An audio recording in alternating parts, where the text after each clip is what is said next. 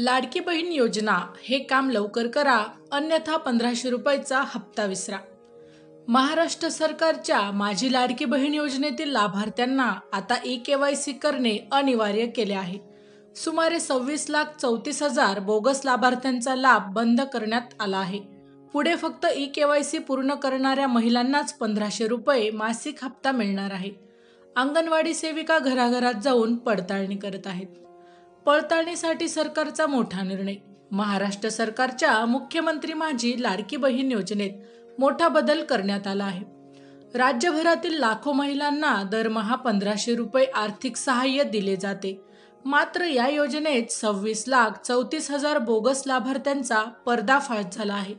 यामुळे सरकारने निर्णायक पाऊल उचलले असून ई-केवायसी अनिवार्य केले आहे।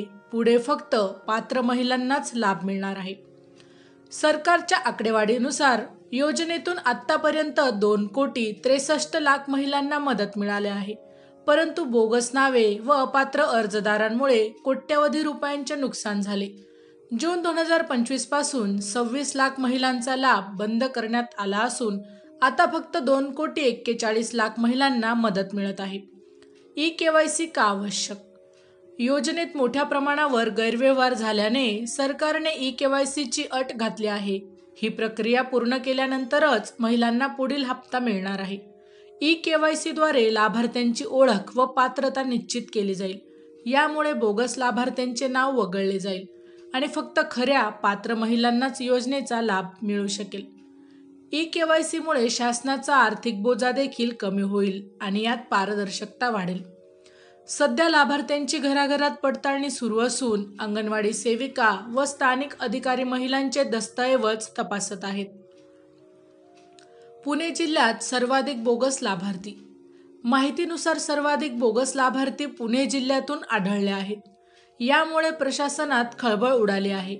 अनेक महिला प्रत्यक्षात पात्र नसतानाही योजनेचा लाभ घेत होत्या। सरकारने स्पष्ट केले आहे की अशा प्रकारच्या गैरप्रकारांना आता आळा घालण्यात येणार आहे। योजनेचे उद्दिष्ट महिलांना आर्थिक सबलीकरण देणे, त्यांचे सामाजिक स्थान उंचावणे व स्वावलंबी बनवणे हे आहे। परंतु बोगस अर्जामुळे खरी पात्र महिला वंचित राहण्याची शक्यता होती। त्यामुळे ई-केवायसी ही प्रक्रिया बंधनकारक करण्यात आली आहे। लाभार्थींसाठी पुढील मार्गदर्शन। लाडकी बहीण योजनेत नाव असलेल्या महिलांनी तातडीने ई-केवायसी पूर्ण करणे गरजेचे आहे। ही प्रक्रिया पूर्ण न केल्यास मासिक 1500 रुपयांचा हप्ता थांबणार आहे। महिलांनी खालीलप्रमाणे कृती करावी। जवळच्या सेतू केंद्र, ग्रामपंचायत कार्यालय किंवा अंगणवाडी केंद्रात जाऊन ई-केवायसी करावी। आधार कार्ड, बँक खाते क्रमांक व मोबाईल नंबर आपल्या सोबत ठेवावा। आवश्यक कागदपत्रांमध्ये त्रुटी असल्यास त्वरित कागदपत्रांमध्ये दुरुस्ती करावी। अर्ज नाकारला गेला असल्यास संबंधित कार्यालयात याची तक्रार नोंदवावी। सरकार लवकरच ऑनलाईन पोर्टल व नारी शक्ती दूत ॲपवरून ई-केवायसीची सुविधा देखील उपलब्ध करणार आहे। यामुळे ग्रामीण भागातील महिलांनाही सहज प्रक्रिया करता येईल। अंगणवाडी सेविकांची जबाबदारी।